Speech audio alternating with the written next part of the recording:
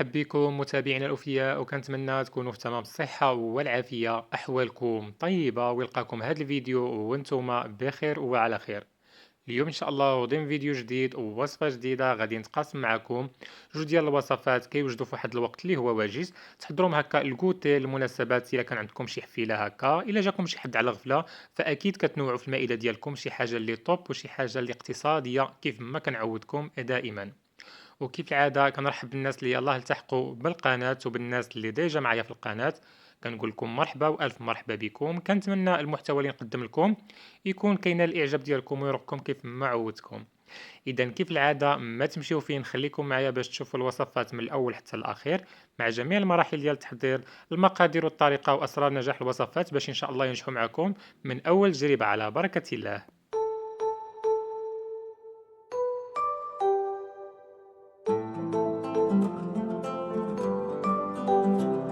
نرحب بكم متابعينا الأوفياء مرة أخرى، وغادي نبداو الوصفات ديالنا على بركة الله مباشرة. وكيف ما عودتكم غادي ندوزو للطريقة مع المقادير في نفس الوقت. عندنا فلو بول يكون ناشف غادي نستعملوا 3 ديال البيضات، وإلا كان عندكم البيض بهذا الشكل هذا فانتم كتضيفوا غير زوج، مع قبصة ديال الملح. غادي نعبر معكم السكر حبيبات 130 غرام، يعني ما يعادل بكاس ديال العنبة كأس إلا ربع، يعني الكاس مع مرش. اذا كيف ما غتلاحظوا معايا غادي نضيف عليه ساشي ديال الفانيليا باش غادي نسم، وغادي نستعمل قشور ديال معلقه صغيره ديال قشور ديال الحامض ولا ديال البرتقال اللي عندكم متوفر. كيف ما ممكن انكم تكتفيوا فقط هكا بساشي ديال الفاني اللي غادي تنسموا به. يعني من بعد ما ضفنا هاد الاضافات كلها غادي نخلطوا هكا بالفوي مزيان مزيان. يعني ماشي شرط اننا نستعملوا هكا الطراب ولا الخلاط الكهربائي، فقط الفوي كيفينا بالغرض.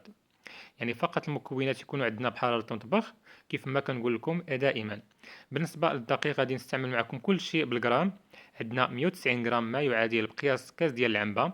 كاس العنبة عامر، والكاس الثاني فهو كيكون ناقص منه واحد جوج ديال السنتيم هكا، يعني ناقصه منه معلقة. غتعمروا جوج ديال الكؤوس وكتنقصوا معلقة في الأخير. اذا كيف ما غتلاحظوا معايا من بعد ما غادي نضيف الدقيق، من الافضل يكون مغربل هكا. كنخلطوه مزيان مزيان، ومن بعد كنزيدوا له الاضافات المتبقيه. صدقوني هذا المادلين هذا فهو كيجي غزال بزاف، كيجي المذاق ديالو خطير، كيجي هشيش مع مستعملين فيه الزبده، اكيد المذاق ديالو كيجي رائع بزاف بزاف. ان شاء الله غادي نخلي لكم الرابط ديال هاد لي مادلين اللي سبق لي درت معكم يعني هذه سنه او اكثر، بثلاثه ديال المذاقات مختلفين، كيجي غزال بزاف وكيجي المذاق ديالو غايه في الروعه. وكيف العادة كنرحب بالناس اللي يلاه التحقوا بالقناة وبالناس اللي ديجا معايا في القناة. كنقول لكم مرحبا والف مرحبا بكم، كنتمنى المحتوى اللي كنقدم لكم يكون كاين الاعجاب ديالكم ويرقكم دائما.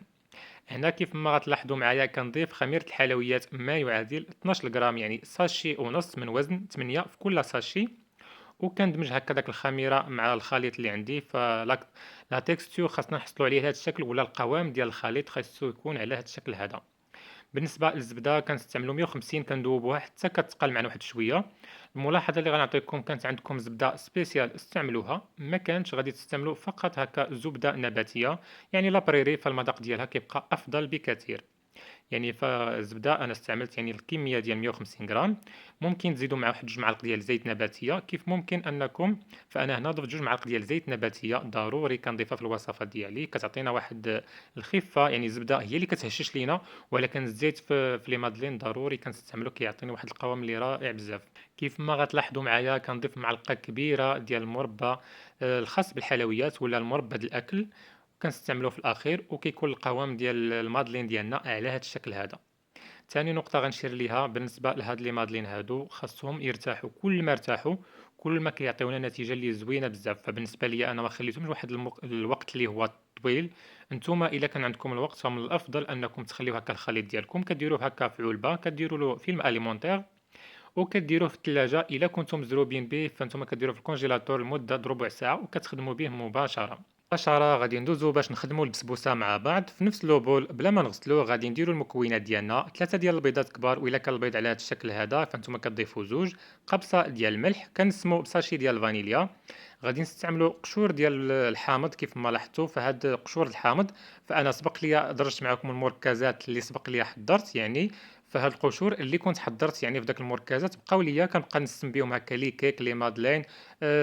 اي حاجه حضرناها فاحنا كنسمو بها. كنضيف كاس ديال السكر الحبيبات ما يعادل 150 غرام. صدقوني هاد البسبوسه هذه فهي كتجي مختلفه تماما، كتجي على شكل غريبه كبيره، يعني بواحد المذاق اللي غايه في اللذه ومختلفه تماما. ان شاء الله الا حضرتوها غتنال الاعجاب ديالكم باذن الله. غادي نستعمل معكم الياغورت كيف ما غتلاحظوا معايا. هنا انا استعملت المذاق ديال الكوك، نتوما ممكن تستعملوا ديال الحامض ديال البنان ولا ديال الفانيليا. غادي نعبر بنفس الكأس، غادي نعبر كاس وربع ديال الحليب، يعني كيف ما غتلاحظوا بقياس ديال كاس ديال العنبه كيكون كأس الا ربع.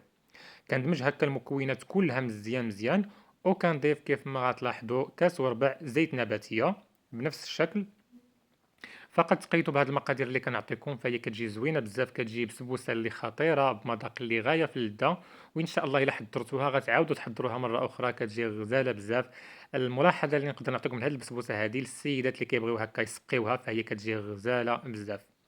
بالنسبه للسميده الرقيقه الخاصه بالحرشه ولا بالبسبوسه، فانا هنا استعملت جوج ديال الانواع، السميده البيضاء والسميده الصفراء، يعني هكا دمجت يعني عندي مخلطه.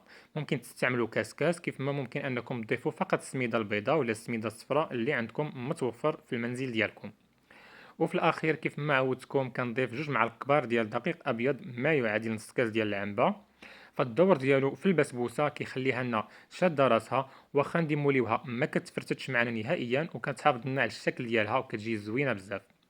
بالنسبه لخميره الحلويات كنضيف معكم يا اما 14 غرام ولا 16 غرام كيف ما غتلاحظوا على هذا الشكل هذا. فانا استعمل جوج ساشيات ما يعادل 14 وكنكمل بهذه الخميره هذه. يعني القوام ديال البسبوسه كيكون على هذا الشكل هذا، صدقوني كتجي غزاله بزاف بمذاق اللي خطير. الملاحظه في هذه الاثناء منين تكونوا تحضروها، الفران كيكون عندنا مسخن من قبل على نار اللي كتكون متوسطه. يعني فاش كندخلوا البسبوسه ديالنا كنقصوا النار للفران وكنخليوه على عافيه مهيله حتى كيطيب، وكتوجد لنا البسبوسه ديالنا ومن بعد كنزينوها دائما على حسب الرغبه. بالنسبه كيف ما لاحظتوا معايا لي مادلين ديالي من بعد ما ارتاحوا في الثلاجه، كيف ما كنقول لكم من الافضل انكم تخليوهم يباتوا، والا ما كانش عندكم الوقت ربع ساعه حتى 30 دقيقه في المجمد.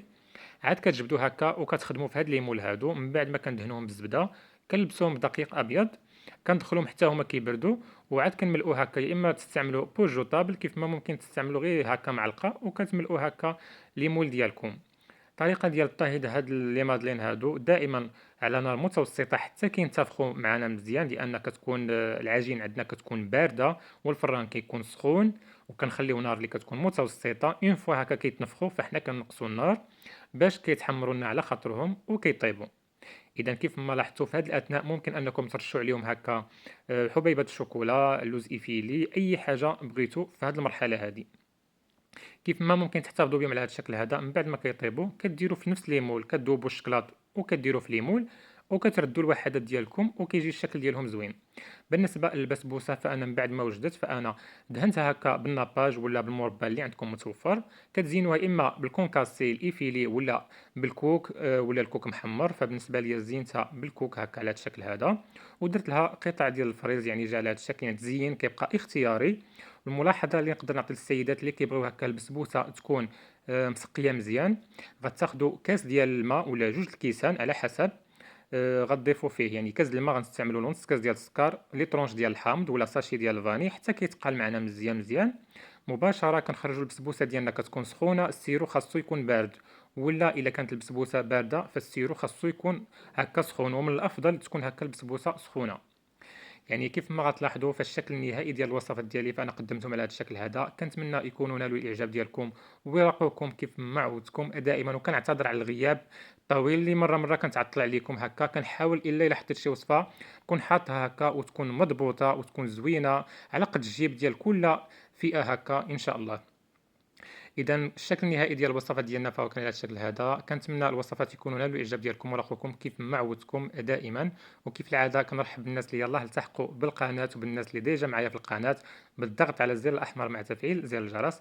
بارطاجيو لاشين مع الاهل والاصدقاء والمعارف ديالكم. وكيف العاده دعمونا بزر لايك للاعجاب باش هكا دائما كتحفزوني نعطيكم وصفات اللي سهله اقتصاديه وفي نفس الوقت كتكون راقيه وفي نفس الوقت كتعم الفائده.